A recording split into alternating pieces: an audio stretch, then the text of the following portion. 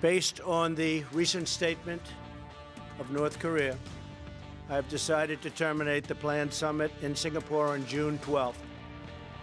The United States pulls out of a summit with the DPRK. What does it mean for the Korean Peninsula and nuclear diplomacy? Hello, I'm Anand Naidu, and this is The Heat.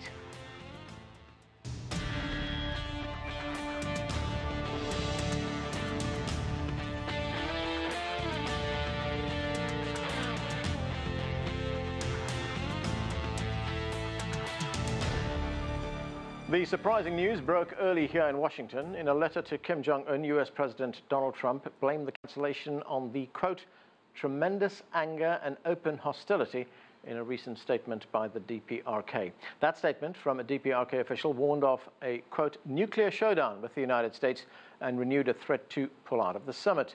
For more, we turn now to CGTN's Jack Barton. He's in Seoul, and Nathan King at the White House. Nathan, let's start with you. How do we get here?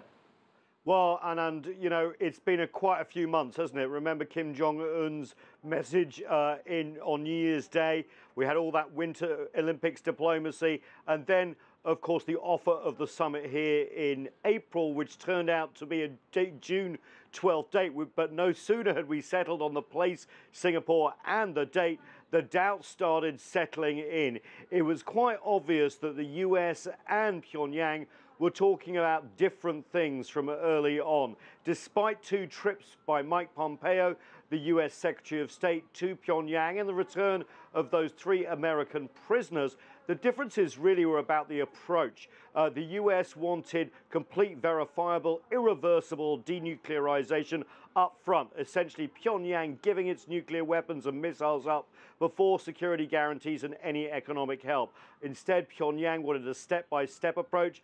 Then the rhetoric started coming when John Bolton, the new national security advisor, used the Libya 2003 example. Of course, in 2011, Muammar Gaddafi was killed by his own people.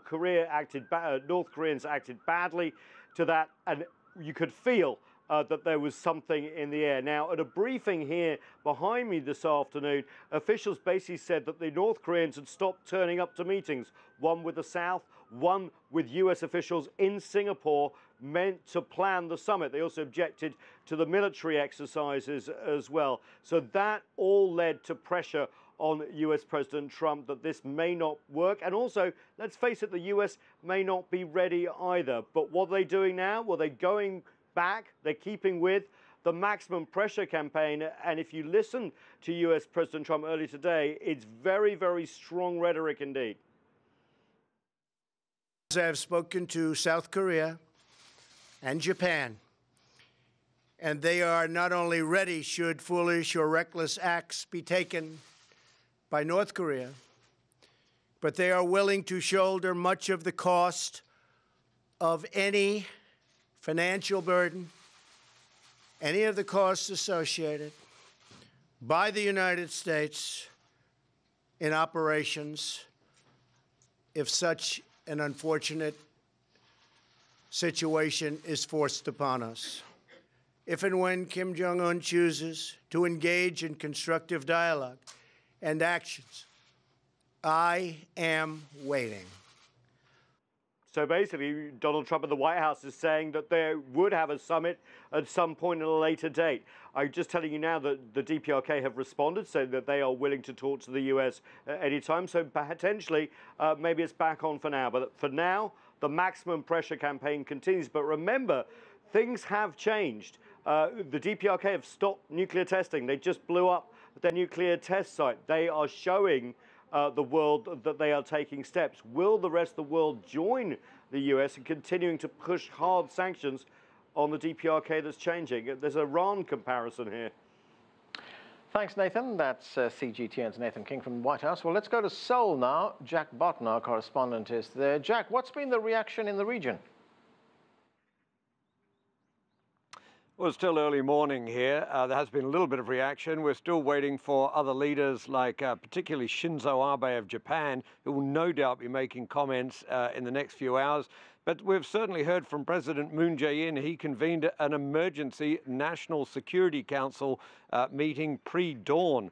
after Donald Trump made those remarks, calling off the meeting.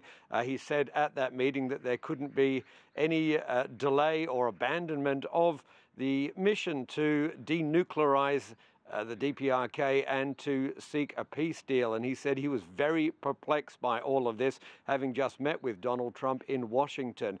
And it seems, you know, the perplexion here probably stems from the fact that the DPRK cut off diplomatic ties with the South a week ago and has been hurling insults at it ever since. But Moon has essentially stayed the course, saying this is too important to get distracted, assuming that Donald Trump would take the same tack. And we've seen that in the, represented in the South Korean media as well. So perhaps the DPRK also misread the White House, having thrown some insults at John Bolton about Libya, and not only got not much of a reaction, but actually a little bit of sort of a step back there in comments from Donald Trump and others. Perhaps they thought they would get the same if they went further, although I spoke to one non-Korean analyst after that threat of a nuclear showdown came, who said, no, as soon as that comment came out, we can be assured that as soon as Trump speaks, this deal is off. So as we just heard from Nathan King, you know, we've also been hearing that the DPRK hasn't been putting a lot of effort into preparing that summit